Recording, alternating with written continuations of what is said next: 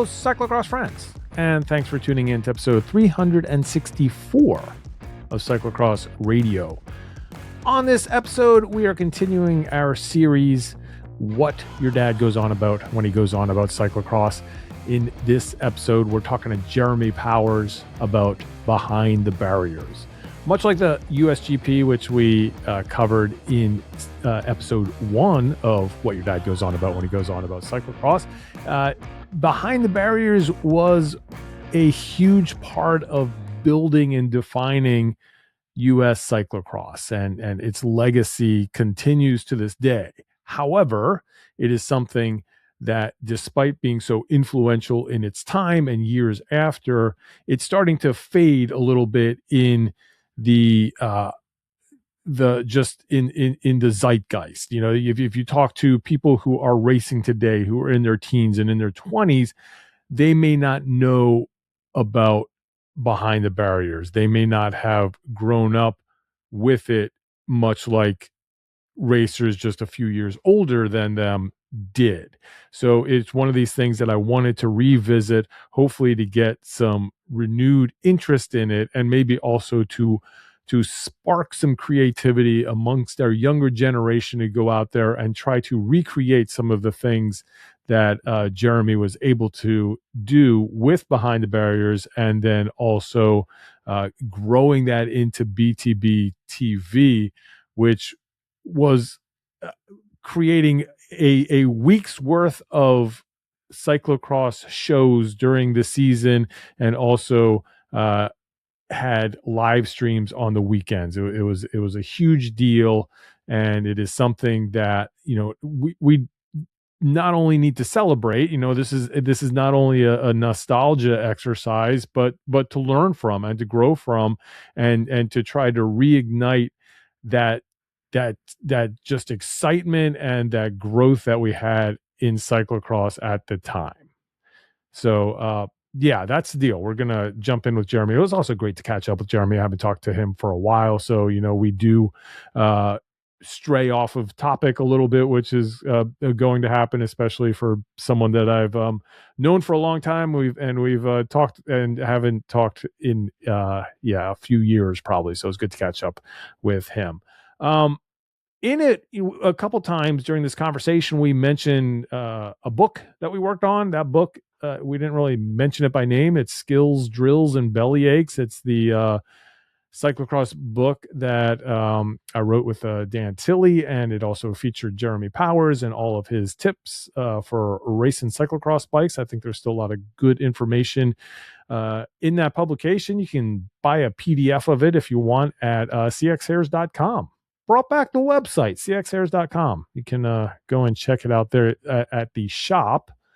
The other thing about the shop is all of the shirts that I have are on there from many generations, including the latest ones with Vanderpool and Wout, all the way back to, I think there's even one from like Louisville World still in there. So go check out cxhairs.com.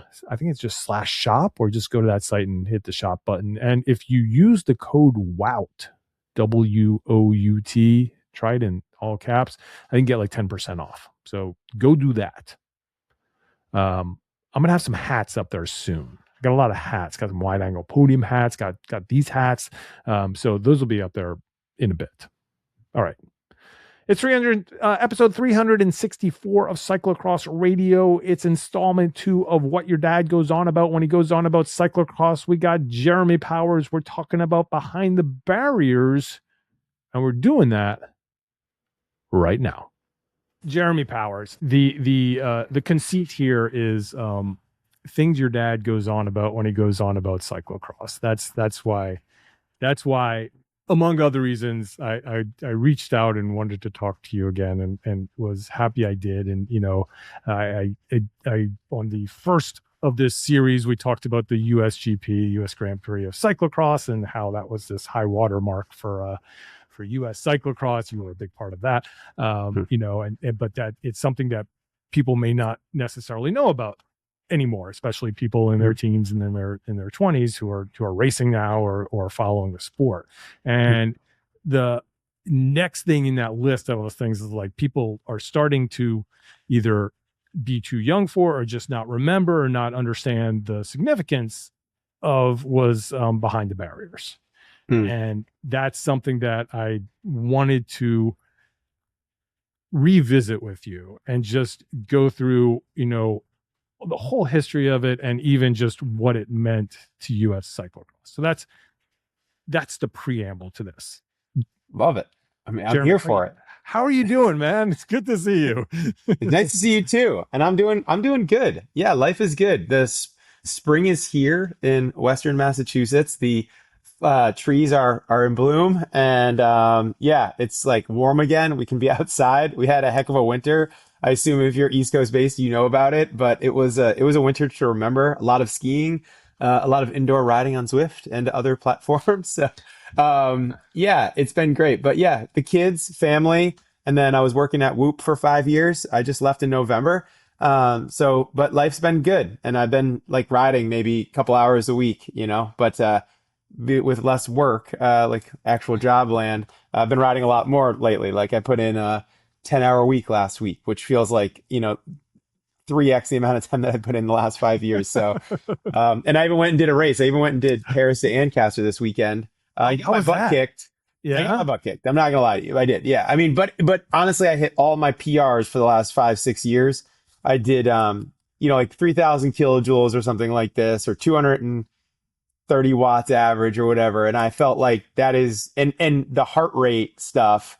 Like I hit all my PRs for heart rate for many years. So I was like really happy about that, just because the amount of that I got to do. Like I would go and do a lot of long rides, but I didn't get to do a lot of shorter. Like I could go do 5, 6 hours, but I never got to Yeah. do, like slow though, like 120 to 200 watts kind of thing. Like, oh yeah, we're just noodling along with a bunch of guys. And now, now it's a lot different. So I'm happy that I can get out there and rip it up, but life is good. And with you, Bill, things are good. I can tell. I've Yeah. been reading the stuff. You're cruising. I appreciate it. No, it's been good. And this is, doing this sort of a nostalgic look has been fun. But you're so Paris to Ancaster. So, and it looked like you jumped into a couple cross races this past season, didn't you? I did. Those are what we call off the couch races. Yeah, that's And okay. cross is not as much fun as you'd think, directly off the couch. It's just like you do need a little bit of fitness. It hurts. Yeah. But yeah, we were out there. It just, everything hurts when you're doing that. But, my son is really into it, and he likes seeing me out there riding around, and I like going to watch him. So it's kind of like that's what happens there. Do you feel like you had to be, completely out of shape off the couch to be able to do it again? So your little ape brain isn't like, I can still do this. Yeah, maybe. I haven't entered any masters races yet, which I feel like Okay. could be like a great thing for me if I did. But then after seeing Todd Wells do what he did at nationals, I was Oh like, my oh gosh. no, like this is terrible. I can't do the masters races yet. So I don't Yeah. know. I got to see what a year of riding does, and if like I come back to a decent, like whatever acceptable level for my own standards, then who knows? We'll see what happens. As a mid-pack masters, I can tell you this, Yeah. master racer, that I always look. I don't race anymore, but I always look. I was racing in my 30s. Now I'm in my 50s. And I look and I go, okay, well, maybe 60 plus. Maybe they're gonna jump in there. And I look in there, it's the same dudes, and they're still just as fast. They're just older. Yeah. I'm like, they're just not going away. Yeah. Yeah, I gave away a little bit of that, unfortunately, when I was when I was doing those years with lots of travel and not sleeping very much, and so yeah, I gave away a little bit, but I am pushed on. Like occasionally, I'll get a file where I'm like, oh man, like it's there, it's in there, the muscle memory's in there, but it hasn't been. Yeah, it's going to take a little bit more than I had anticipated, I think. So Yeah. we'll see. Yeah. So the other thing that I think that people who may not necessarily be old enough to have followed your career or know about behind the barriers, they know you from commentating on Hmm. the cyclocross races, which has been amazing to follow your career in that realm. And yeah, is that still? So are you still continuing with that? Yeah, I will do some commentary again. I think I wouldn't. I mean, I don't own the commentary. You know what I mean? Like I can't ever say that. Like, oh, hey, if they say, hey, they don't want me any longer, This year was a little different because I was making this kind of job transition. I think, yeah, anyone that's like sort of spread for time and has young kids will appreciate this. But I would be obvious. I traveled a lot when I was at Whoop, and I would come back from these trips, and then I'd like go down in the basement, and then I'd be gone all week or doing things all week, or I'd be on this trip and gone a lot, and then I'd come home. When I was home, then I'd be squirreled away for like half the morning preparing or doing note taking in the evenings, and then commentating from 7 to 11 a.m. And then also tired from that because it does take a lot of energy. Yeah. And so this year I chose to, move on from Whoop, which was a big deal for me. And then I also like calm down the commentary. I did anticipate taking some days at the end of the year, but it ended up not being like that. And that was totally fine. But I have a great relationship with all the crew. I stay in touch with Marty, who co-commentates.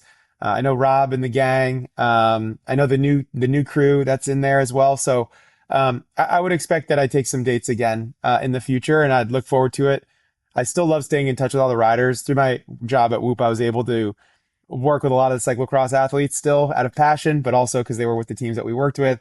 And so I got to go to a lot of cross races, a handful a year. And I still have just an enormous amount of passion. We watch, if not live, most of the races. I'll at least very minimum check the results or get the CX hairs run down from the Christmas period or whatever. I keep up with it. I still have a lot of passion for the sport. So when you were racing, you were, a pretty analytical racer. You especially with the numbers, with the courses, with how you were going to race, with how you're going to attack every race, and you brought a lot of that into the commentary that you did. What was it that sort of surprised you about seeing it from that sort of side of it that you didn't anticipate maybe? And then even the sort of like some of your takeaways from doing that, just seeing the sport in where you have to watch every second of it to be able to give analysis that was different than when you were racing. Yeah, you see it totally differently, I think, from the outside looking in. From like also from the rider's perspective, you understand it super well. So you know those nerves and those butterflies and what a result might mean for somebody in their career when it happens. You can kind of feel that for them a little bit because you've been in that position. What you kind of know, like, though they're punching above their weight just by like the style of their body language. And one race that you'll appreciate is the duel that I had with Stephen Hyde. I've watched it for the first time a couple years ago now, but the Reno duel. And as a commentator, I watched it and I was like, oh, I was like not the best guy in the day. Like it's very clear to me from watching it, calling it, like having watched so many riders now race and do this. You can see in the video that like I have kind of one speed and I have a tactic, and it's like, well, if he cracked, but he was kind of back there just doing what he was doing. But when I watched it, and again, I haven't watched it a lot. Many of my races I don't watch back. It's just like a weird thing for me. I'm not into it. But I remember thinking that. And so that's like the best analogy that I can give is like, as a commentator, you can just tell a lot about body language. And when you watch riders week in and week out, whether it's on the female side or the male side, they all have like a style. And when they're out of that, you're like, ooh, that's like one dab. And then you can just tell like, oh, they're a little over their limit. And you're like, okay. And when you get the touch points of like talking to them occasionally or seeing them out there, and then they give you the insight, or a lot of the riders I try to stay in touch with just like on WhatsApp or Instagram direct message or whatever, and just check in with them occasionally. Those touch points help a lot to like build a narrative for how everyone's doing, and you hear things, and you bring that into the commentary. I have the easy job. Marty or Rob Hatch or these guys that like need to know every single thing. Yeah, I'm like the old color guy. I get to You're make the color jokes. commentary. Yep. And Yeah. I have led a handful, and I really like it. I do love that. It is fun to like be the lead, but that is like that is like a fine wine. It like with time you get very good at it, but they are two different roles, like what you contribute versus what you bring to the table for, as a lead, you bring a lot to the table for like where you're going to set things up. But as a co, you're there more to be like on the wall and to interject, but you need to know your subjects, but you need to just Yeah. like let it It was happen and then give your opinion, which I don't know if I'm good or bad at it, but like, and that's what I do. That's what they asked me to do. No, and I think you had a lot of. It was funny for me when we were doing the USCX. USCX. That's right. And Yeah, we have similar names.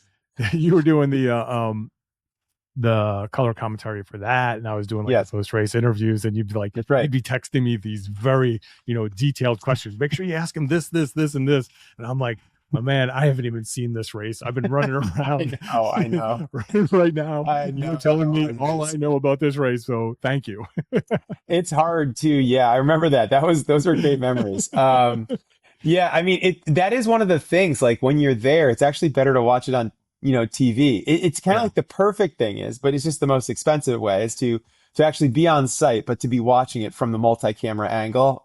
So you can see a lot of what's going on. And that's like really fun for the commentators to be in the commentator booth, getting many screens of the racing. So you're watching different things play out. And it just adds additional context for you to be able to tell the viewers to kind of carry them through. But without that, of course, just here in the studio or whatever, like the little studios that we have set up, that can like help a lot to give some context. But it's all of those things combined. You try to be an expert of it, which is kind of being a fan, which I think I've always been. I'm like a fan of, I've said this in many interviews over the years, but like I think I'm a fan of a lot of things, music and talented people and stuff like this. Probably on one of your podcasts we talked about this, but like I find myself as basically just a fan. I'm just a fan of the sport. So yeah. I don't mind like kind of being a dork about it and trying to figure out as much as I can to tell a story. Well, that's a great segue. Being a fan of the sport into behind the barriers, because Mm, you couldn't do that unless you were a fan of the sport. And I think I want you to just to describe what it was, but at the same time, what I think shows your fandom of it is that you were doing this in an age that it was not required. Like mm. now you talk to a lot of athletes and they're a little bummed out that they have all of these like social media requirements and all this kind of stuff. Like when behind the barriers was out there, like social media wasn't really a catchphrase or even a thing at that point.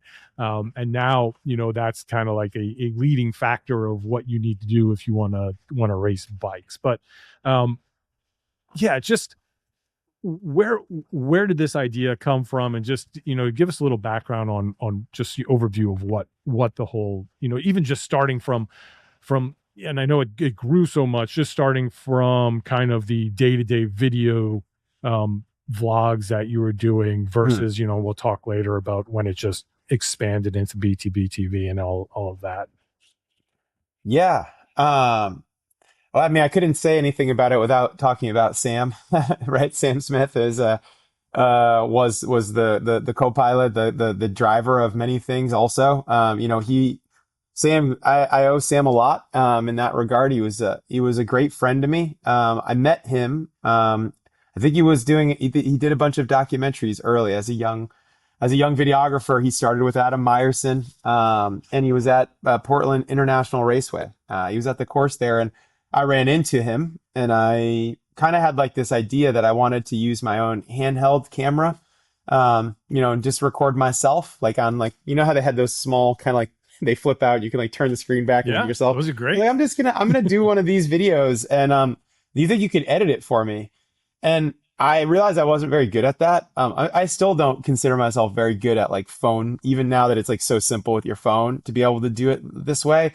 But when Sam was with, so I asked Sam, like basically, like I did these kind of vlogs by myself, and I said this isn't working. Would you ever consider, coming and like just having your camera around or whatever?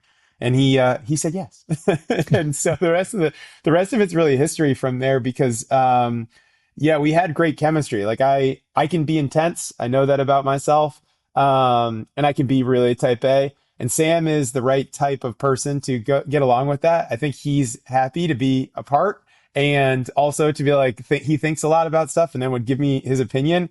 And we just had good chemistry as like two dudes. Like we just jammed and that created some really fun stuff. And I think it started when I was young. We just did a handful of episodes. I remember the first one of the first episodes we did was like from the cyclocross world headquarters. And I'm wearing like a Gucci belt. I have no idea what rap video I thought that was cool from. And Jamie Driscoll is wearing like a Louis Vuitton belt. And I'm wearing like a jacket with a really high collar. And I look at that and I'm like very embarrassed by it today. I have to be honest with you. That those first episodes, I am embarrassed. Like I just like that. But I think it's so good because before like comments were a thing, I had asked Velo News to take this. I had asked Cycling News to take this. I had asked CX Magazine to take this. And they all said yes. And so I put myself out there in a way that opened me up to a lot of critique by people that I didn't know. And I think Twitter was like the medium at that time. And people let me know how they felt, and they didn't feel good about it. You know, they told me how much they thought I was like basically like a an idiot. And but I mean, weirdly, I persisted. Like I continued on with it because I guess I thought that the sport deserved more attention. And I looked up to a lot of like the people that were making stuff like that back in the day, the DJs and people that were sort of setting culture and things like this. And I knew that you had to tell your story in a content starved world. And I thought the only way I can do it is with Sam. But I do remember taking that first step, kind of putting myself out there and how nervous I was about it. I didn't sleep for days putting that out there. And the subsequent episodes that came after it, I think each one of them got a little bit maybe better, or we understood what the lane was that we were driving in and that the content was going to be there. But Sam had a very peculiar way of like just being there for stuff that happened and listening to like the cowbells and the ambiance. You know, a lot of that comes through in the videos if you watch them. And there was sort of this like me, like the tornado coming through, just like with a lot of energy.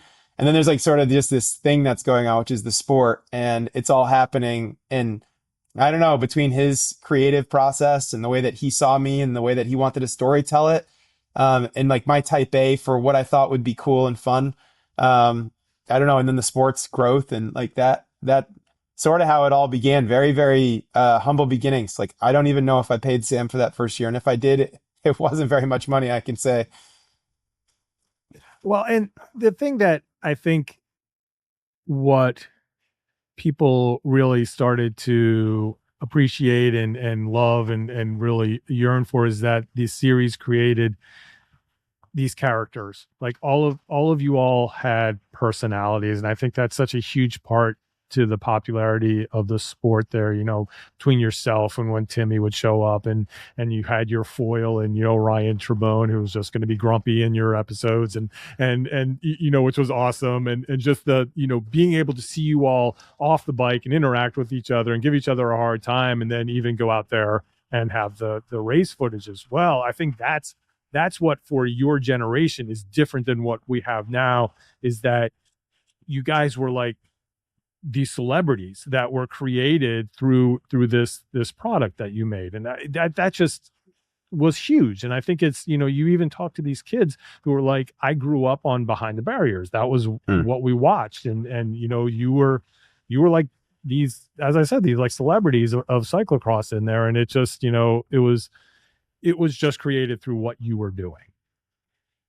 Yeah, I always felt like it was, I always felt like it was a community project in a weird way. I know it benefited me. Of course it did. And it benefited my sponsors because I had the microphone and I was able to tell the story that I wanted to tell.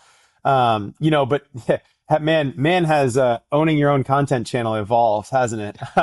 Since those days, which I really didn't, I don't think anyone could have appreciated. I mean, I remember like when I remember sitting at the house that we were at and hearing about YouTube and being like, that's stupid, like that's not going to do anything. No one's going to want to do that. And, look at it now.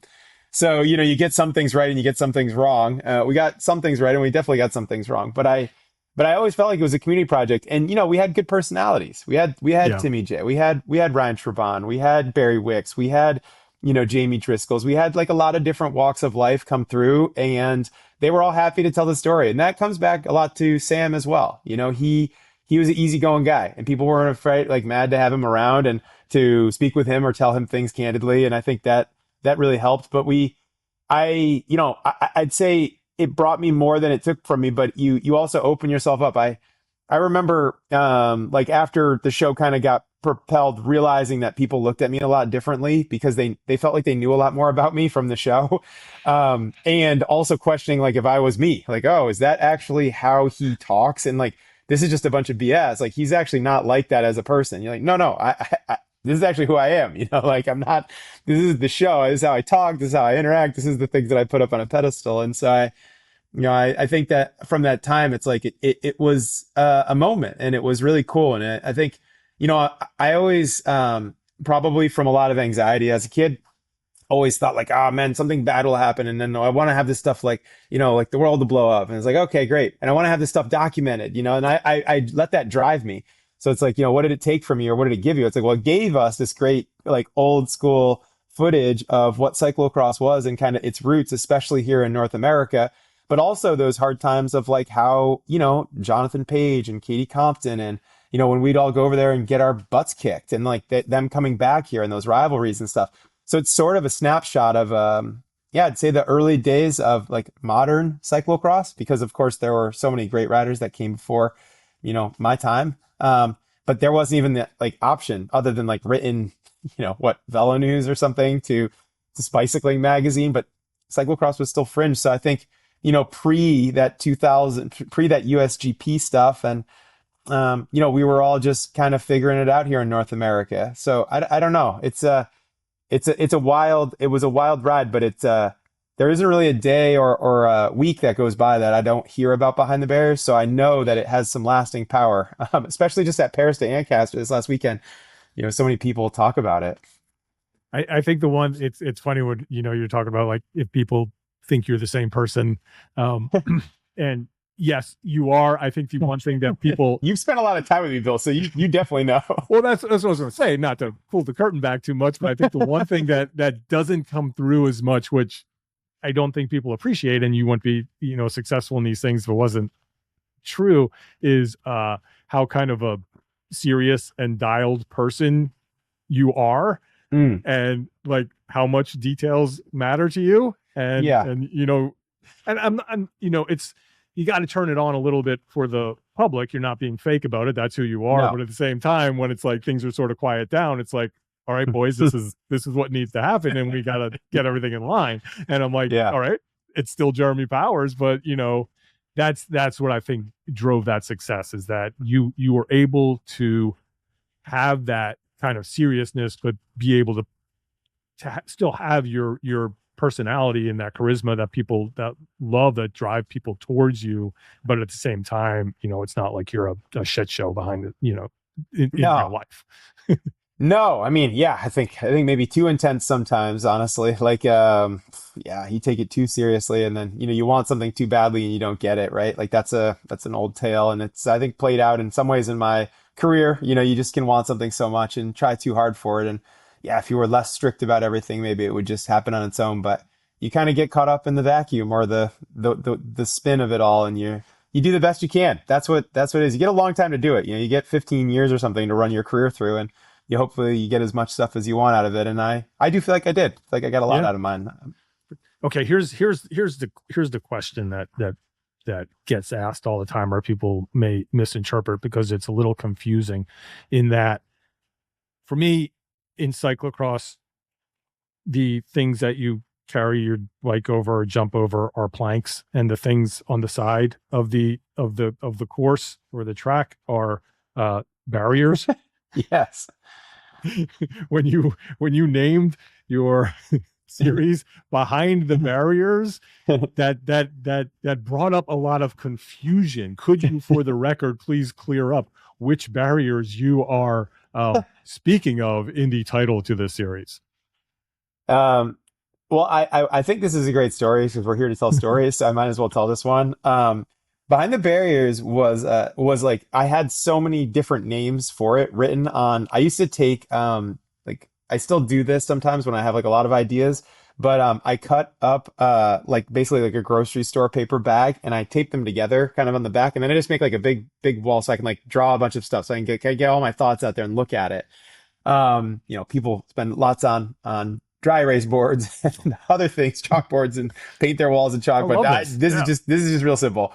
But I had two of them, I think, vertically long, like kind of, and I had a lot of names on there. I had like Barriers and Cyclocross and Jeremy and like, 30 different names that I wanted. And I remember we had gotten our place, in East Hampton, Al and Makunda and their significant others all came over to the house. I think we had had a beer, and I remember vividly telling them like, "Hey, it's like we've got like behind the planks, behind the barricades, behind the barriers," and everybody unilaterally was like, "Is behind the barriers," and I was like, "Oh, are you sure?" And everyone was like, "100% sure," and so like it's kind of a shout out to my brothers from another, Al and Makunda, who in their um, significant others that this came because while I had so many ideas and there were others, I probably have a picture of it buried in my Trio 650 or my first iPhone or something, but I don't have it handy. But like I had a lot of ideas for this name and I took it very seriously, and I still do. When I name stuff, it's the worst for me. I never can get a name right. Like, oh, I'm going to name this new like business that no one's going to know about. It's like, I never get that name right. But that's how it formed. And so is it, I don't know. We leave it to the imagination, but I do think that in my mind, it's like, it's all of the plays on all of the words. And I have to be honest with you, Bill, so many series have come after it that are three words that I do find it to be hilarious when I see another one. Like first it was like Nino Schurter's came. It was like, whatever it was. Then the Green Edge Orica one came and it was like almost identical to Behind the Barriers. And then USA Cycling had one. Like we've had so many people have gone like through a Behind the Barriers iteration. I feel like it almost started a wave, but I also don't think I don't try to take credit for, like using three words to describe something either. It's a bit grandiose. So yeah. Anyways, yeah, but it was like properly my friends, Emily, all these people like helping that drove the naming. So, and I don't know what to be honest with you. I like it. I No, don't know that's if that's it's, great. That's I think it's I more feel elusive to say like we never know. Like it could be all of those barriers because like actually the barriers are the barriers. Like when you come into the barriers, you got to get it. You got to get the bike away from you, right, Bill? Like we got the book. Like we got to get away from the barriers, right? And so, but there's also like it's behind the barriers, and there's like this pro thing. There's like these barriers, and it's like and you got like this wall, and you don't want to go, but there's like but behind it, and there's like behind the scenes. There's just a lot of things that were on that board. You can start to kind of do the idea board and get to the sense of like, and yeah, and so many people still call it, oh, your show behind the planks or behind the barricades. It's behind the barricades. I'm like, behind the no, barricade. Yeah, yeah, yeah. it's not. It's behind, it's behind the barriers. Well, it's good. No, I like that answer because it's. I feel like in in this medium, I talk to bike racers a lot, or people associated with bike cycling. So I like this because this is me imagining I'm speaking to like a film director or an author or something who never wants to actually explain what their work means. It's up to the Right. reader or the viewer to interpret. So I I think it is. I appreciate. think there's more context on it, but I still do Yeah, think it's up to I still think it's up to you to understand and make it your own. It's wherever yeah. you want it to be. So the last, when I talked to Joan Hanscom about the USGP and sort of tying in behind the barriers with that, and a lot of that played together. I mean, I think the Mm, USGP was very important for you in your career as a cyclocross racer, and especially them having a live stream of it, and getting more publicity, more eyes on it. It complemented what you were doing. Um, when you look back on it now and you see what the environment of cyclocross in the US was like during that time, during the heyday of USGP and BTB, compared to now, like, what do you see? I mean, and this isn't a doom or gloom question because no, it's no, of just course. different. But what do you see? Yeah. No, it's so hard to say. And you know, I with my work at Whoop, I got to see so many different sports, so many different mediums of sports, from tennis to golf to functional fitness like high rocks and CrossFit, and cycling events and the bigger cycling events and the smaller ones, from Mountain Bike World Cup to a Cyclocross World Cup, to the Tour de France or Giro or whatever. And and I think after reading your article about sort of the statistics and stuff, I was really interested in that article because it does paint a picture on like what's going on. And I think that I don't want to I don't want to say that I stand on this because I haven't put an enormous amount of thought into it. I didn't know I didn't know what you were going to ask me, so I didn't. But I did leave thinking about like the impact of COVID and Hmm. how some sports left. You know, like CrossFit, I give a really great example. It had its own problems from management and from other things, but I do see some similarities in it. You know, it's a content starved sport, young, community based. Actually, not dissimilar to the way that cyclocross is from the type of person that it attracts, individual.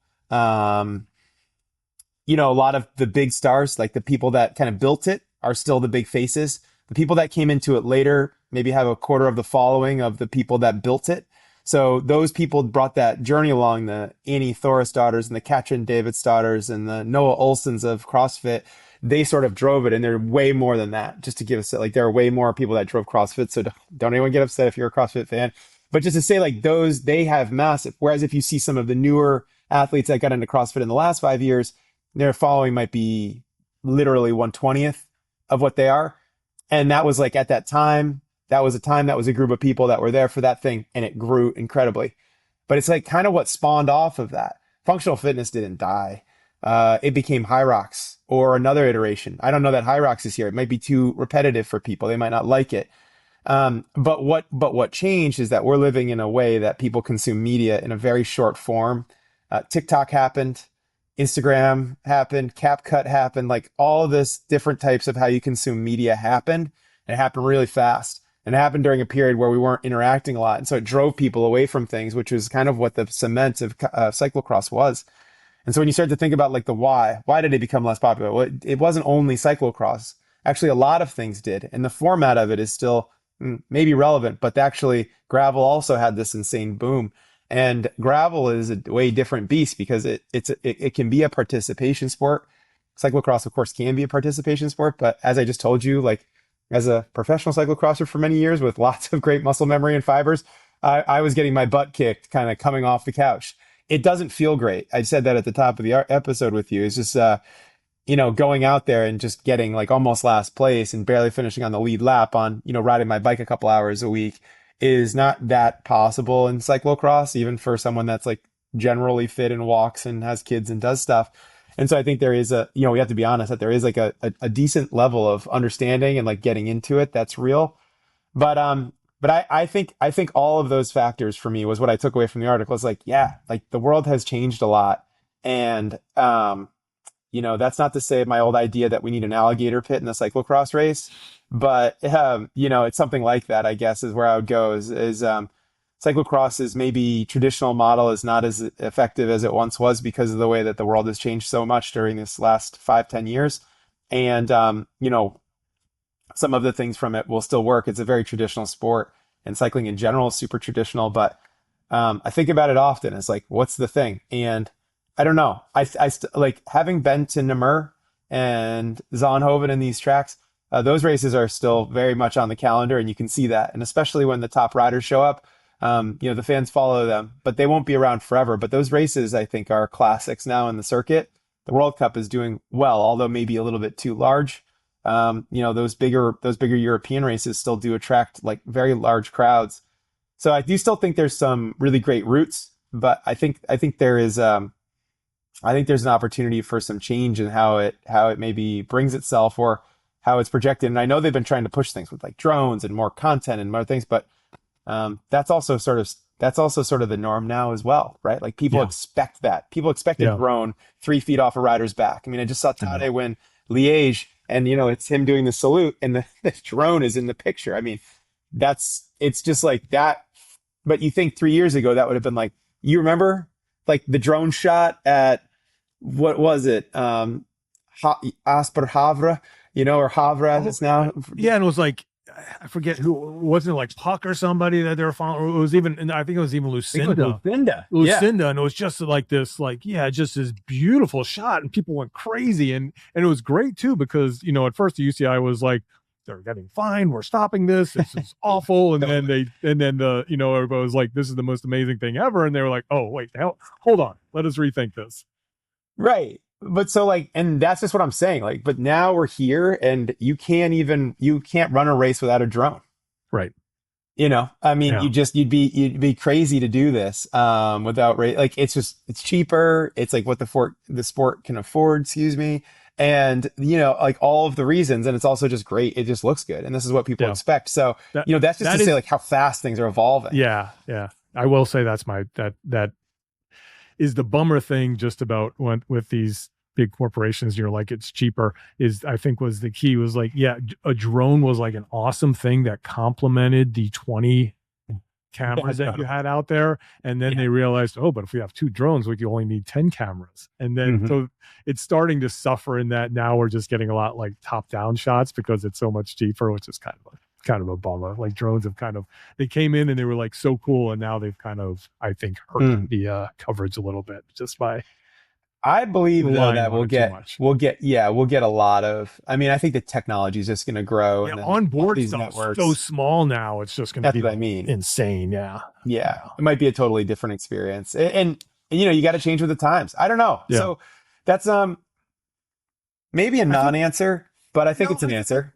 yeah, but I think you're also right, and I think it's just the format of how people consume media, and I think it was. It's I that. think yeah, It's and I that think for crossed in the me. U.S. The pandemic I think was the death knell, but it wasn't the start. I think that we can look at 2016 as kind of like the where everything Mm, peaked and it went down mm.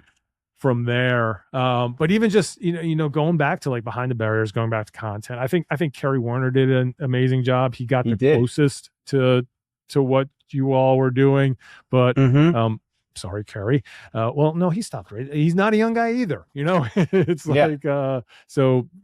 I think that next generation has to figure it out. And what I guess what I would ask in doing this type of coverage is it's kind of funny after the USGP one. My goal was to have like it was like this is something that younger people can look at and go, hey, these were the ideas that we used to have in cyclocross. You guys should do this again. mm, And what I realized, everybody who was watching it was just older, and it was like that was really thanks for doing that. That was nostalgic. We loved it. Those were the best times. I'm like, that was not the point of this, but thank you. I'm sure it will happen again when this comes out. But yeah, it's such a hard question. I know it's one that we ask over and over. Is like how you kind of replicate that. But staying on that topic, I want to like just kind of go through the growth of what you were doing after that, because sure. that was something as well. Even up to we always talk about we need a live stream. That Mm, was something that we needed after USGP ended, and you did that for mm. better or for worse. You did that, and it was Yeah. amazing, and it was great that you took that on. But can you just sort of talk about like building this into a business and something that you were able to do all these ventures with behind the barriers, and then what eventually became BTB TV. I think just looking from the stats, something that you were putting out there, you had 80,000 viewers for behind the barriers, and it grew to like over 400,000 once the Mm, TV portion came into it. yeah. Yeah, we had a lot of people watching the regular show. Yeah, it was, and none of it's all bad. It's just like maybe lessons, tales from the crypt. I don't know, something like this. But it's just like at that time, at some point you've sort of had your journey and you've taken people along on your story and you've introduced all of these people. And it's natural to think, I've introduced the Anthony Clarks and the Katie Comptons and the Adam Craigs and, the Jam Fund and Ellen Noble and like all of these new and up and coming athletes that I can use my platform to launch into some amount of understanding of like what they're about. And I realized pretty quickly that we were content starved and that we needed to like bring more into it. And that's kind of where like a Colt McElwain and the flow bikes or flow sports or whatever it was called at that time, came into things.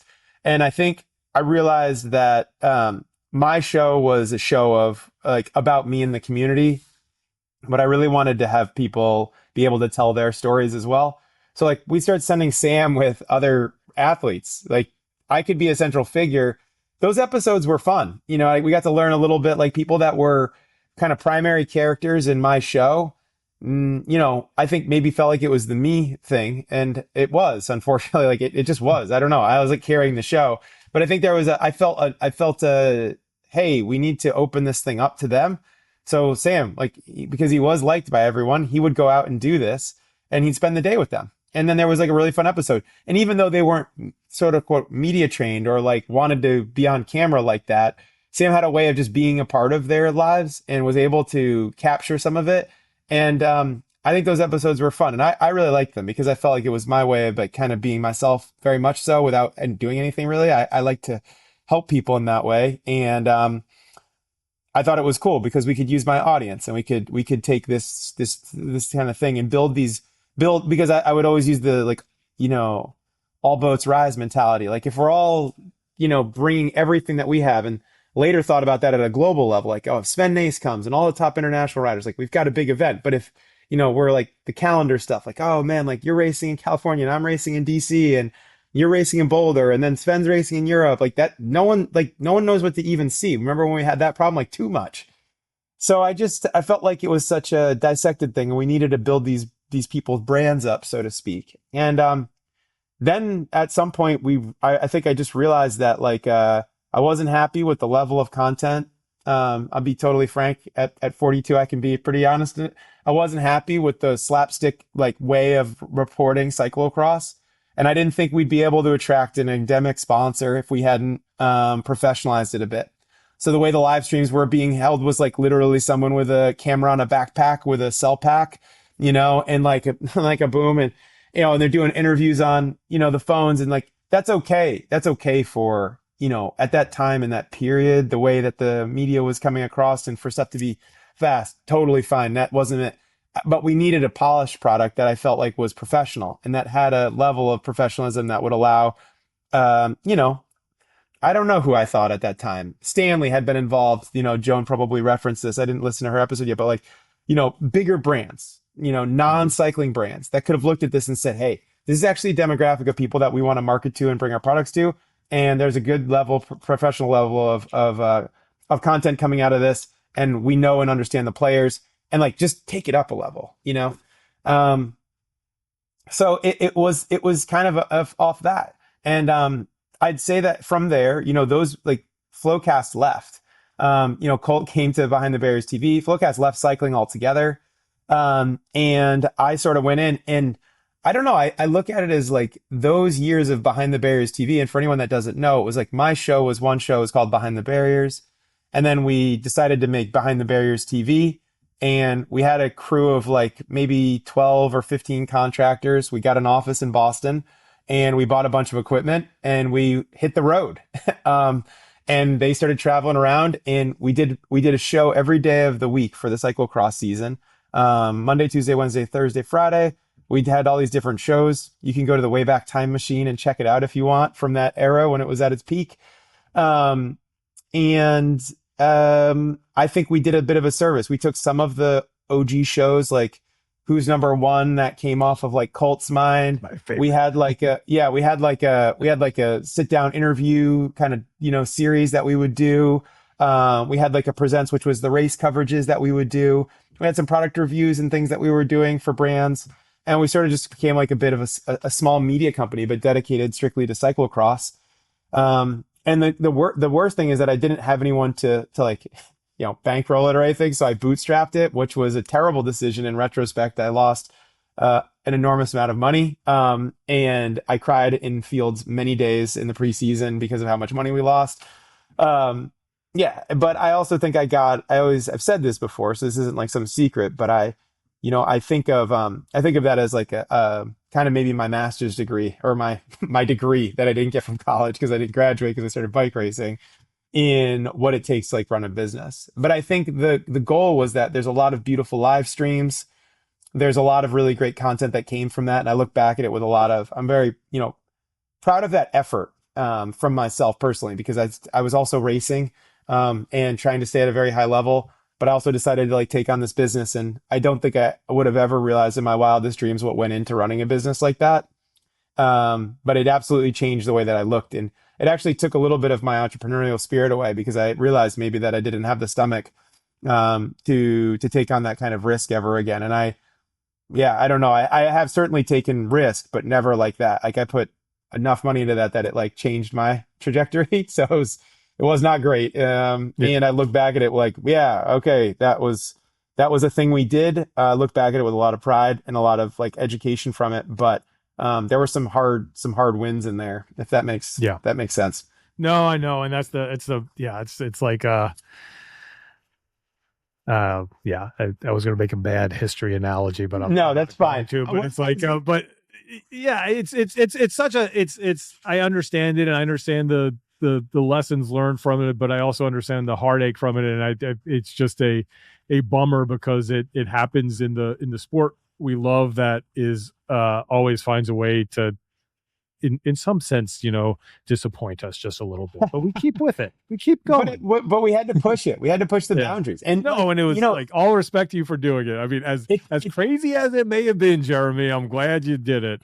I wish do there was a too. better Like, outcome. no, it's fine. Like, dude, but it's not even a big deal. Like, that's way in the rear view. Yeah, We're 10, 15 years on from that. But like, I yeah, would say, but like SRAM joined, like Stan's No Tubes was a partner. We had all of these great partners, like tire companies and everybody.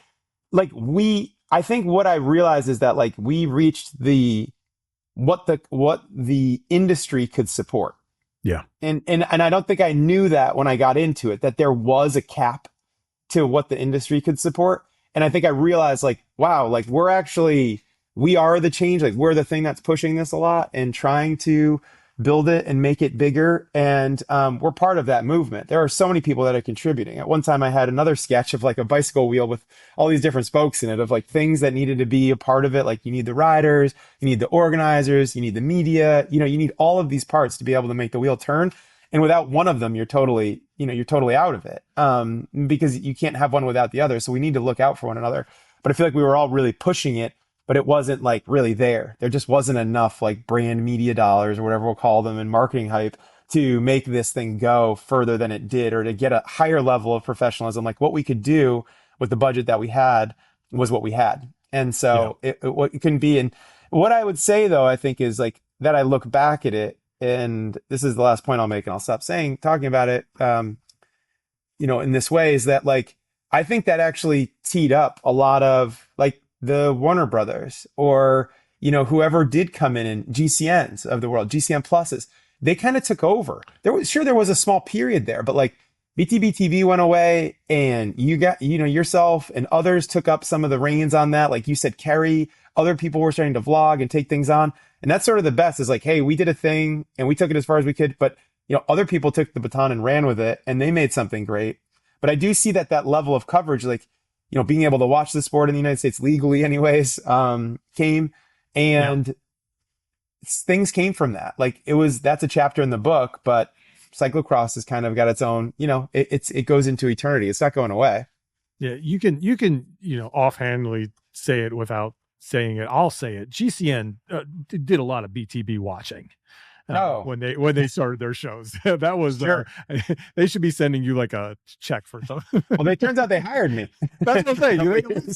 At least they came back and hired you after that. So but, yeah, definitely a lot of that stuff that they were doing, and sort of I think even the just sort of the fun, bringing that fun spirit to how to cover cyclocross and do gear reviews and all that other stuff. Definitely, I think that you were the beginning of that they kind of were able to do in a different Yeah, a they were different they were the country. reason that we didn't end up on YouTube, to be honest, because all of their videos would be prioritized because they were granted something. I don't remember the whole spiel, but we ended up on Yeah, Vimeo. It was a beautiful platform. It had yeah. really great like cinematography, like all the things that Sam really liked about the That's way where it presented Svennis video. was as well. Yeah, Right. And so, it was like a little bit nicer product and a little bit kind of like more indie than YouTube was. yeah, So we went with that. But, for the algorithm and for the followers and for the things that we didn't know were going to be so important later, right. and that's how it went. Yeah, yeah. So what year did BTB TV cease operations? Yeah, it was around that 2016 period. I think we Okay. finished the live stream well, we did the live stream in Boulder, which was the 2014 national championships. So we hired out, we had all of the equipment, because we owned that. But we hired out someone to be able to like run the fiber and, Hmm. run the multicast and sort of get the what you'd call like basically like a production setup, essentially like a production truck, a small one, of course, made strictly for like not broadcast television, but for live streaming. And I forget the gentleman that we worked with. It's on the tip of my tongue, but anyways, I think of him. But like Mike Rice, for example, was involved at that time, and he Hmm. opened some doors for people that they had used at USA Cycling. But so between our videography crew and between our equipment and our booms and mics and all of that, we sort of had everything that we needed to get the ground operation and the skilled kind of camera people that understood the edits and the cutting and the producing of the show together, and the lower thirds and all of these things ready to go. And we did those 2 years, and I think they were beautiful live streams for those years. They were really nice. The one from the one that we did in In Boulder, Austin, and then the right? one that we did Austin, they both Yeah. were really nice. But I think after Austin, we said, "Hey, that's it. Like we can't, Austin, we can't a lot of people said, "Hey, that's it after Austin." we can't afford to do this anymore." And so that was that was also kind of not the beginning of the end. I still had some time on my contracts. I was still racing for another 2 years, but um, yeah, I had had a couple of things happen, like the heart stuff happened, and yeah, it was just time to chill, to cool the jets on like trying to hold the cyclocross media world on what I perceive to be like, I got to do this thing. This is so important for the sport. I had to let that go a little bit. Yeah. Here's a question for you, just because it's such a, I think it's such a hard environment now for people who want to be professional cyclocross racers, especially in the US. And I think it's just being around a lot of these younger athletes and knowing your generation. I I feel like the skill level is on par with what Hmm. where you all were at for what No. people are doing today. I don't think there's like a decline in talent out there, but it's so much harder for them to stay in the sport and make it viable. When you were racing, and you don't have to get into salary numbers, you can if you want, but how many riders do you think were able to sustain themselves racing cyclocross who are US racers? I mean, of course, it's so hard to know everyone. Yeah. But I think that it's this question is kind of I can jump through it. But when I was racing, to answer your direct question, I mean, I think anyone that was in the top 10 of a national level race was making some type of living. And it Yeah. could have been anywhere from $15,000 up to six figures. No question about it. There was a good living to be made at the top. But that also meant that if you were at the top, you were also racing in the World Cup, or you were racing Yeah. at the world level, and you were ranked internationally, and you were racing 6 months of the year, and then if you were combining other sports as well, like road racing or mountain bike, then you also had that going. So, you were doing the multidiscipline thing before Vanderpool and Puck Peterson were, the queens and kings of this. Um, and I think that that time I saw end a little bit because I was good friends with of course Stephen Hyde and Curtis White and some of the women that were in the sport. I would ask them, and I think that's you see this, as you noted in your the gravel stuff. It can't be ignored, right? This, you can jump ahead on this question. It's like, well, so you start to see this thing, and if you just look at, like, I'm weird, so I'll just like look at Google Trends for like the word gravel bike racing and cyclocross, and looking at how many hits they have from 10-year stamp, and you can just see that, like, where cyclocross dips or it has its peaks, and where gravel kind of is doing this hockey stick at the moment. And having been in marketing, you understand what's like hot and what's not, and you don't need to draw like many lines to understand the conclusion, which is just that it's all of those things that we talked about earlier with regards to how people consume media and spend their time, how valuable their time is after COVID. And like you said, that wasn't it, but that was part of its story. And then when you look at the rise of gravel, that is sort of the other Yeah. fracture in the foundation of what I would say is like media and marketing dollars that are going into promoting the sport. And then it becomes harder and harder for athletes to make a living and to do fun stuff, like have a videographer that follows you around and pays them to like be with you and things, because right, the world has to turn and people have to make a living to be able to spend their time doing this. And that's where I just find it to be really a bummer, because I think, for a Curtis White, which is like, I think felt the brunt of the end of the sort of the heydays of it, was there for the beginning of it, but his career developed later. Or the Bruners, like on the men's side, I was talking specifically, but a lot of women were also impacted by this.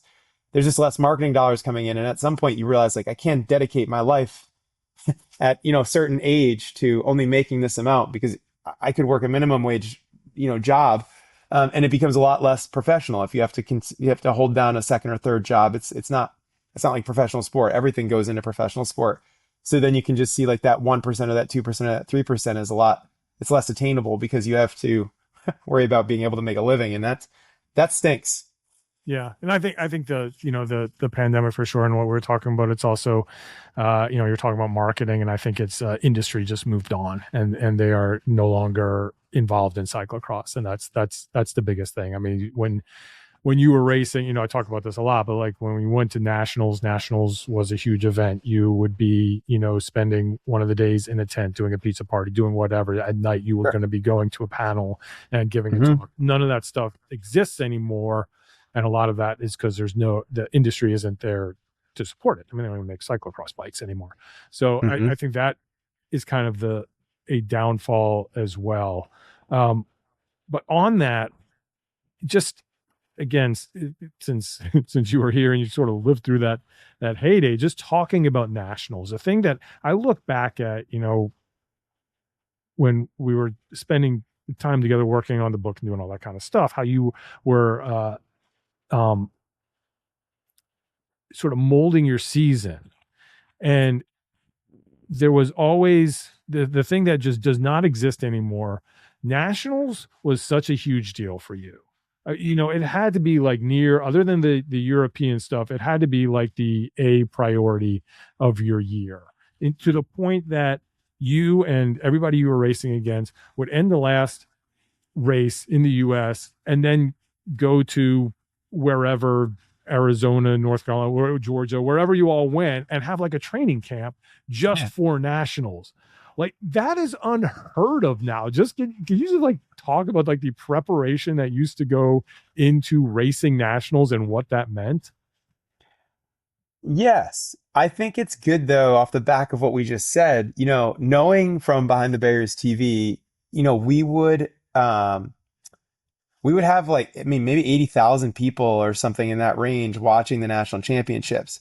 So if you're a bike brand, you're the Rafas or the Focus or the whatever yogurt company sponsored Meredith back in the day. I don't know. Noosa? Yeah, there you go. Noosa, yeah, right. Like they've been bought and spun, but like my point is still that whatever company you were, seeing a live stream during that time, holding people for 50 plus minutes, 80,000 of them, is a valuable media buy. It had a lot of value, and so when you look at why was that the most important race, it was like, well, and this goes back to the whole production thing, high level of production, professional sport, 80,000 people, 100,000 people, could it be 200,000 people? Could they be watching? This is at our national championships. This is a big event. Like it's not on everyone's radar, but for the people that it is, they're very into like the things that they buy. And you just start to do the demographics on like what drives this thing, which is this is entertainment and marketing to some degree in top sport. So that's like sport's not going anywhere. But when you think about that, you just realize how valuable it is.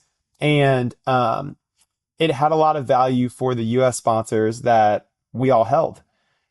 Like we had no one had really had success in Europe except for maybe Katie and a handful like Jonathan Page had some success, but we definitely were not on the live stream. And even if we were on the live stream that was happening from whatever international event, occasionally, we weren't doing the interviews in Flemish and it wasn't able to be seen in the United States.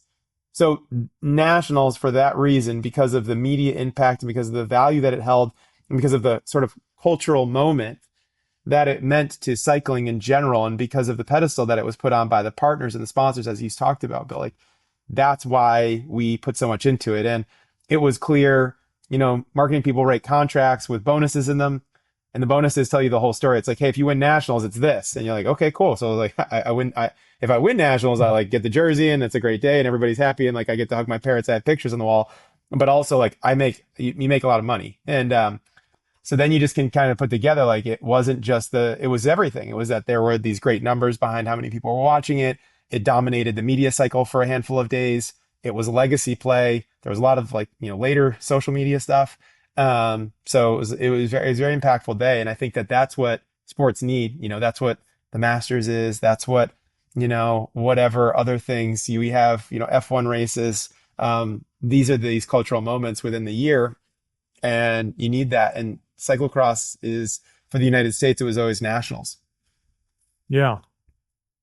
Impossible question to answer, but how do we get back to that? I'll tell you this, because looking at, you looked at that article that I wrote, nationals was the fifth largest, event of the year. It's not, it didn't lead everything. It wasn't. And we had people who, you had your defending national champion, Andrew Strohmeyer, who it wasn't, it was more important for him to race Namur than to race nationals because he had done well the week before in the World Cup. And it wasn't, I'm sure it was a difficult question, but it's the kind of question that if he was racing in your generation, it wouldn't even be a question. Like he would have been at nationals. So yeah, I guess the easy answer is it just goes back to the industry buy-in and everything else. But is there anything else just gut reaction that is missing that may have been there in the past? That's a hard question. I'm sorry. But no, it's all right. I think it's a talent thing too. I think I think it takes like a combination of like media prowess and an exciting story. It only really takes one, like the Zednik Stibars or the Svenace. You know what I mean? To be able to come out and to captivate people to see a real talent. You know what I mean? To jump planks, to be able to win with panache, like all of those things are still what makes cycling really awesome. And today, in today's world, you have to kind of know how to make it happen. So everything happens on the phone. You know what I mean? Everything happens like if it's not 15 or 30 seconds on the Instagram, then it didn't exist. And that person that takes cyclocross back to a popular place that has things is going to be someone that understands what the landscape is here, knows how to use what's available here, carry that with them to the other larger thing, but also do well there. This is the EF model. EF started as a team that was, or whatever it was called back in the day, Slipstream. They built an audience here and they brought it with them to Europe. People are going to need to reinvent that wheel. It needs to be, we need to still keep pushing here. And this can be the building blocks or like whatever to get to it, to get it to be healthier. But I think it takes a handful of athletes that brands back, they see real talent in, and then those athletes carry the baton to really hold it up on their back and showcase it in a way and take the fans that they can build from what's going on now. Even though that original momentum is sort of out of it from like I was talking about with CrossFit where they all like got there, they can still rebuild it. And there's, but it's a different thing, it's a very different thing than it was then, but you got to use the tools that are available now and the new media options that are out there to use what's things still exist, like the hard work that you've done to put on races and the other organizers and, the series that exist now and try to play with those and, make sure they can fit into your schedule and then carry that over with you to Europe and provide value in other ways, whether that's in content or, multidiscipline. The truth is that you got to go back to the bare bones. Like Tim Johnson and I raced on the road. Todd Wells and Ryan Trebon and Barry Wicks raced on the mountain bikes. And you needed both those things to be able to do it. Back when we started, it was like, we can make a living on the road. I never wanted to be a road rider, but I could make a great living and I ended up doing a decade on the road and it helped me a lot. And I think that's just where you got to get back to is like, hey, it's got to be, it's got to be a multidiscipline thing and you probably need to go where the eyeballs are. Yeah. Yeah. I think and maybe it goes back to like the BTB stuff and just the storytelling of it all. It's like, I know there was a little bit of something there. I'm sure that we outside of the competition blew it into something bigger, but like when Jonathan Page would show up and you all were racing him back in the Cannondale days, like that was fun because it was like, these guys don't like each other, at least a proper rivalry. Right? Oh, of course. And it's physical and like this is fun because it's going to go off in there. But that it's the type of thing that everybody knew. And there's like, well, we have to watch this because these are good. This is going to be a fun race. And Tim's going to try to kill Paige. I think that's so much American culture is just like we got to hate them to win. You know what I mean? Like that is Yeah. what, but that's what we do. It's just like I'm not, nah, I'm the best. You know, like that's just like that's it, and we do that, and it's good. I mean, but you got to have rivalries. I mean, they like boo Lars Boom in Zolder when he comes out racing against Sven Nys. It's like world champion. I mean, this is just like this is wow and Mathieu. I mean, this is what the sport is built on. These duels this is what cyclocross is built on. So yeah, to have a great sport, you need to have these, and you need to have competition. You can't just have someone that's blowing everybody away. But it is the landscape has evolved greatly, and I think that that's like super clear for everybody. But there is a value in staying power, like there really is, and I believe in that. I think cyclocross can persevere and can continue on, or it can take a different form or a different shape. It's harder because of the sort of the institutions of like the UCI and things that sort of govern how top tier racing goes. But you could definitely crack cyclocross open, and if you rename cyclocross like gravel crit racing, people be like, we got money for that. It's gravel, it's hot. You know what I mean? I think there's a. I'm not sure. I'm not suggesting anyone do that. Short I'm just people want to call it short track gravel. That's already, okay. that's out there. All right. Here's my cheesy question to end on, which I'm sure you've answered a decade ago, but now you get Fine. to answer it again, just with Answer it again. with some reflection, just with the American racing. What are the highlights for you? Like this is something that I'll never forget as far as your racing goes. Just Mm, with the American races that you did, be it nationals, be it that one time at Gloucester, whatever it is. mm. Oh, yeah. I mean, the like I said, I didn't look at a lot of races back, but that definitely my first national title for me was the highlight of my career. I don't think I'll ever have a day like other than getting married or having kids like that's like in the top five because yeah, I mean I never cry in public, but I was like bawling my eyes. I was so ecstatic. It just was a That was long. Wisconsin, yeah. Yeah, that first year in Yeah. Wisconsin. Yeah, I just was so happy, and I think for a year I didn't stop smiling because it just had been the thing that I had wanted so for so many years.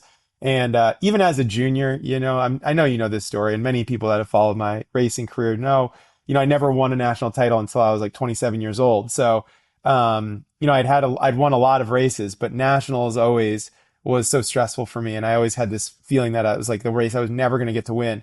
And like I'd lost so many, Well, it was 2009 in the Bend. year before where you crashed, like, or is that? Ah, dude, the Yeah, Todd Wells, like, yeah, driving into my backside. yeah. Yeah, that year I remember coming down the hill and there was like the fans were packed so deep and the air horn was going and the smoke was in the air and the vuvuzelas or whatever and just like mwah, mwah, mwah. And I just like you know, lost my train of thought for 1 second or my focus for 1 second and I crashed. And, I still rode great lap times. I think I was the strongest rider on that day, but Todd won and Trevon got second and I was there. But the disappointment of just like another year without that title just really, it made it so much harder to get. So for me, that was it. And then I think, for me, I loved when things were thriving. I think about those years at the championships when we could look at, we could like go around and like everybody had their own barbecue, everybody had their own team cars. It was like everybody was doing really well. They were getting Airbnbs. People were making other content that was kind of doing its own thing. The media was really live. And I just went to Sea Otter this year for the first time, and it was Mm, so great to see so many of those similar faces. I'd yeah. recommend you go if you haven't. But I just to see all those people from that period in one place at the same time gave me a lot of nostalgia about that community that we built and those people. And even though we'd bicker, of course, about things like, oh, like, we got to have the race start at this time. And then there were things but like we were all in it together. And it was a period of time that I really like, I look back at it was a huge, huge part of my life. I really Yeah. enjoyed it. So I look at those heyday years, that 2012, which was also, the years that I was having success. So it's hard to like disconnect, like, oh, what was going on in the sport and what was going on with me. But, my experience of like what was going on in that period internationally, but also, within the United States and the growth that cyclocross was having, the cool things that it brought me, like Louisville Foam Party. the first World Cup that happened in the United States, Vegas growing to where it Yeah. did, World Championships coming, like these were things that were never done. And so I just, that was all because of the things that everyone was contributing. That bike wheel with all those spokes in it, like that made it turn. I know it's kind of corny to think about it like that, but it was how I saw it. Yeah. Yeah. Well, I'm not going to take credit for it, but 2012 was the first nationals I went to. So, I I think think that's you, exactly right. yeah, Yeah, exactly. that totally But makes sense. that was like, it's all, and those are the things I'm looking at, like the current nationals versus that. That was just such a great scene. I mean, everything was just perfect. Sunny day, but snow on the ground, Mm. and ice, and those steps in the back, just absolutely jam packed with people in Wisconsin, and just yeah, I mean. It really, the environment, the atmosphere is the kind of, those are the things that I look back on and I go, okay, well, this is what nationals could be, and Mm. what I would love to see it again. I'll tell you, it's your first nationals and then Curtis winning were kind of similar Mm. environments, and I think I that might know. be the last time that we saw that to that level. Yeah, Curtis was ecstatic. I was there. Yeah, Oh man, he was so happy. Yeah, that yeah. was great to see. It was just that's a similar, euphoria for just like, this is just insane, like But this and feeling I of a think I lifelong think goal. that we talk about like the nationals and maybe it's fallen in is as sort of a priority for riders. I think you look at Curtis and him growing up with you all, Mm. on Cannondale Cyclocross World and just in that environment, that that's what he wanted. He Mm. had that sort of at his background for racing, and that's what he looked at. He saw you all winning nationals, and he was like, "That's what I want." And it was sort of a similar thing where he was just never able to get there until that year. So I think just almost building on that nostalgia from what you all had created with Behind the Barriers, with all of that, made it that much more important for him, which is something that may not still exists just because the people, as when I started this, when my intro was, the people who are racing now aren't necessarily, don't have that same nostalgia because Yeah. they didn't grow up with that content. So I think getting nationals back to a place that's like has a lot of precipitation and has a built-in cyclocross community is imperative too, Bill. If I might, yeah, I think going back to the Portlands, to the Boulders, to the New England area, I think is that's maybe down south even, where the hotbeds of cyclocross exist and live versus taking them to a place where there's not that.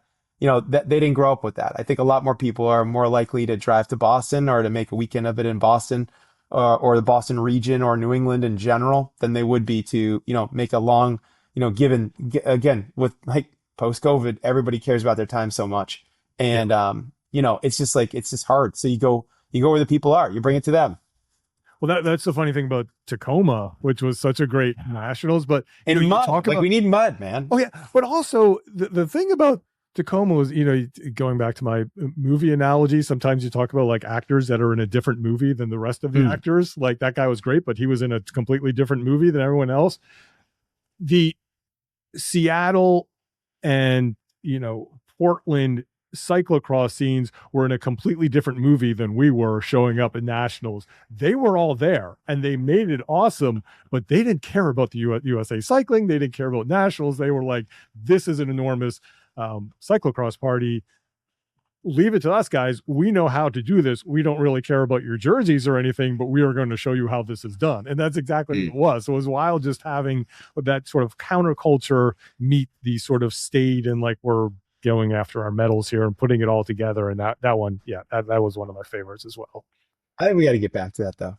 Yeah. That's my 2 cents. It's just like I think we're better as a crew, and I think that people that have a passion for it, like they get it, and it's still grimy. Cyclocross is still kind of just a beast of a sport, and it's hard, it's gross, and it's muddy. It's like all those things are the things that put it out that make it different than gravel. Gravel's like the Paris-Roubaix, which is also great, but it's a totally different thing. You Yeah. know what I mean? Cyclocross is just like boom, boom, boom. You go out there, you get muddy, you get cleaned up, and it's over, and then you can like hang and watch the next race or hang with your friends.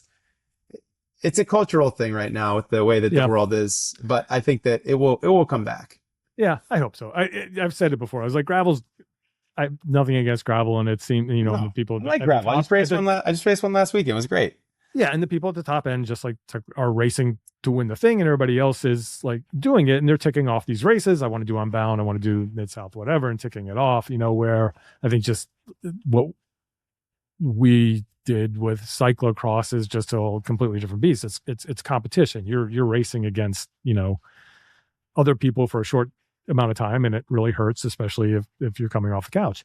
But and it was sort of more, but it's like the type of thing that I want people to get back into, because it's so much fun if you do it consistently, because you are racing against the people you're next to. You're not racing necessarily for the win. Awesome for those people who are, but you can still have a meaningful result because you beat your neighbor, this week, and then you can race them again. I have something like stupid that I in the works, and I'm going to tell you off when we're done recording. Okay. Because it may not happen, but I got an idea. Maybe we can do something. Love that. All right. Anything else we need to catch up on?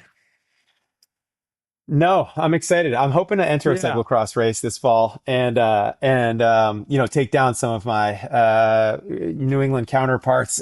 There's a really great series locally here at the grassroots level that I want to do some races with.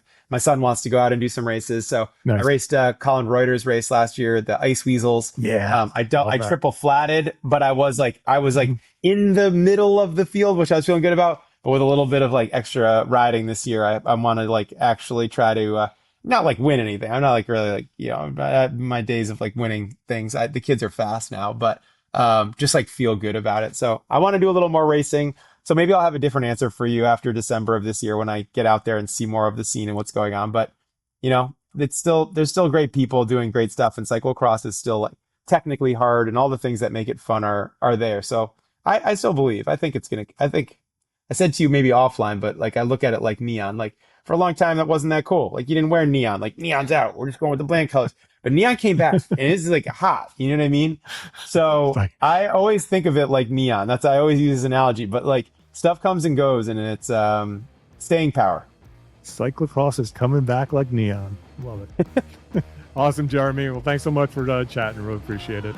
Thank you for having me, Bill. Thank you for your time as always and your contributions. I greatly appreciate everything you've done, man.